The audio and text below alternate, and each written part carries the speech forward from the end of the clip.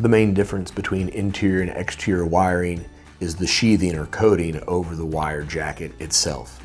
Exterior wiring is designed to stand up to the elements and UV rated. Indoor wiring, commonly known as Romex, is for interior purposes only. So the difference between interior and exterior wiring is primarily the sheathing of the jacket over the wire. Exterior wiring, it needs to stand up to unregulated temperatures, moisture, and UV rays. Some exterior wiring is rated for direct burial, known as underground feed or UF cable. Other outdoor wiring is required to be installed in a conduit. Typically a THHN cable is what you install in a conduit in the ground. Your standard interior residential wiring, known as Romex, is not rated to stand up to the elements and should not be used in outdoor locations.